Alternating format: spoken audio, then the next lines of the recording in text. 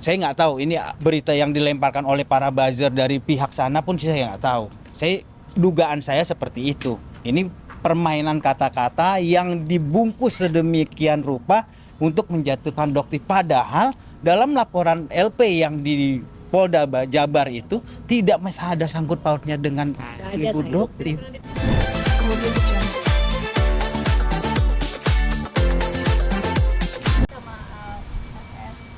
Oh, sama Nepos. Oke. Sama Nepos ya. Jadi gini ya guys, ini yang perlu kalian ketahui ya. Jadi dugaan Nepos itu Markus itu kuat banget. Kenapa?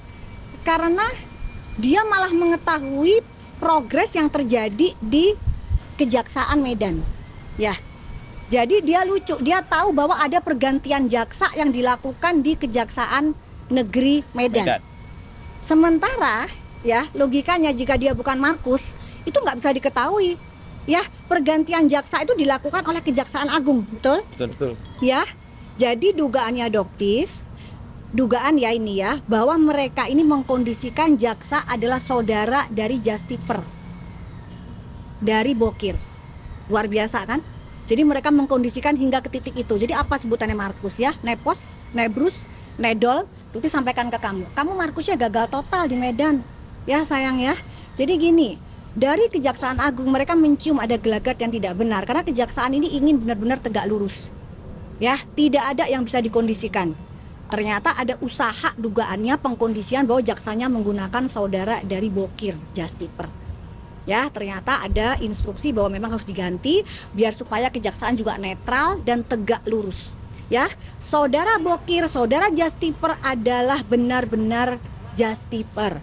Ya, dia membeli produk dari Thailand, dari Bangkok yang positif mengandung merkuroy, dia bawa melalui Bandara Kuala Namu Medan dan disita ratusan di Bea Cukai Kuala Namu.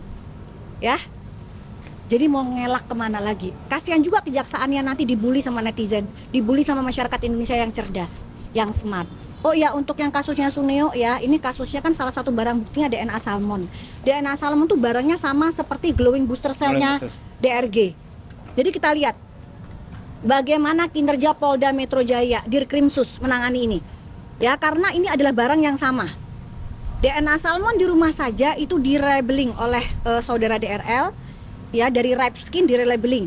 Sedangkan yang dari DRG itu adalah glowing skin booster yang juga di-labeling. Jadi kasusnya sebenarnya sama.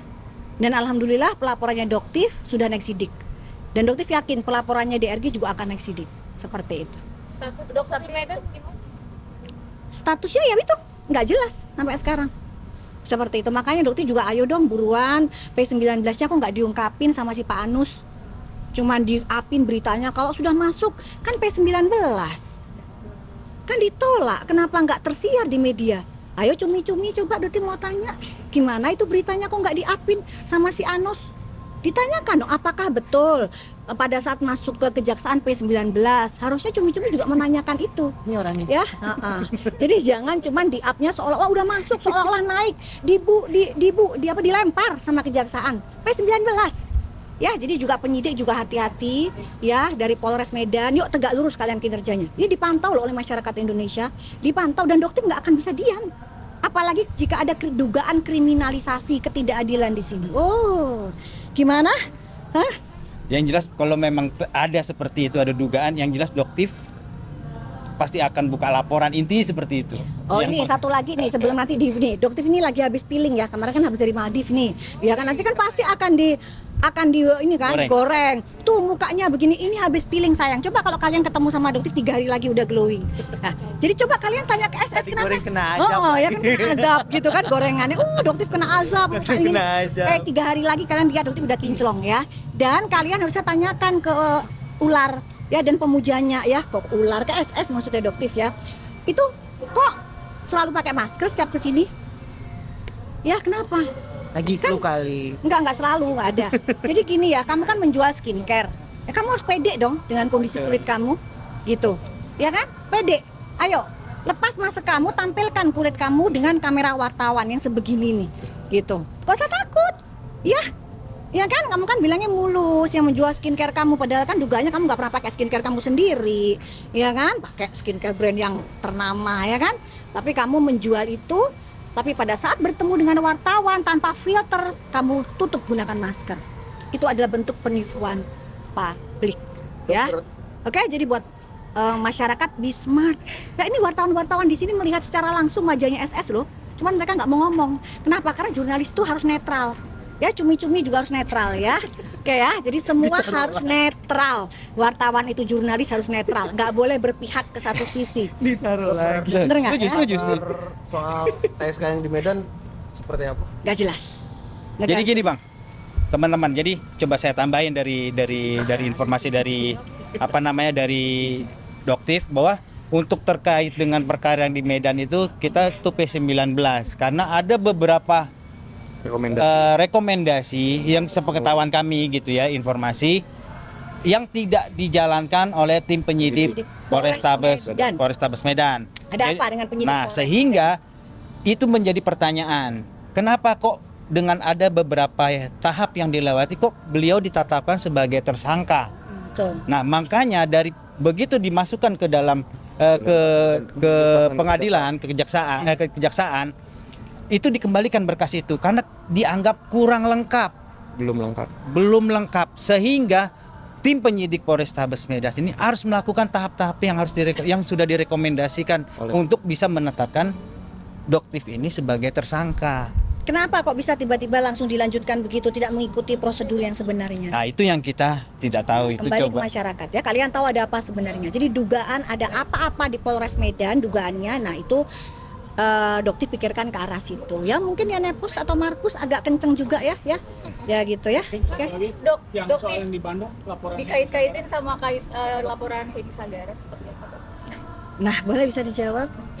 Jadi begini, saya coba ambil ini aja ya. Jadi terkait dengan laporan Heni Sagara itu Ibu Doktif ini tidak pernah dilaporkan sebagai terlapor dalam perkara yang dilaporkan oleh Heni Sagara. Itu yang jelas. Yang jelas itu memang berita yang ada di luar ini digoreng segala macam lah atau apa, Ibu Doktif ini dibilang sebagai terlapor. Itu enggak, itu salah semua. Makanya saya bilang, tolonglah pada masyarakat netizen. Saya nggak tahu ini berita yang dilemparkan oleh para buzzer dari pihak sana pun saya nggak tahu. Dugaan saya seperti itu. Ini permainan kata-kata yang dibungkus sedemikian rupa untuk menjatuhkan Doktif. Padahal dalam laporan LP yang di Polda Jabar itu tidak ada sangkut pautnya dengan Ibu Doktif. Pernah dipanggil, disurati? Tidak ada. Itu aja. Dan satu lagi saya mau tambahan kepada rekan dari kuasa hukum SS dan juga RG. Satu kuasa hukum sekarang ya? Mereka satu kuasa hukum sekarang, satu payung kuasa hukum.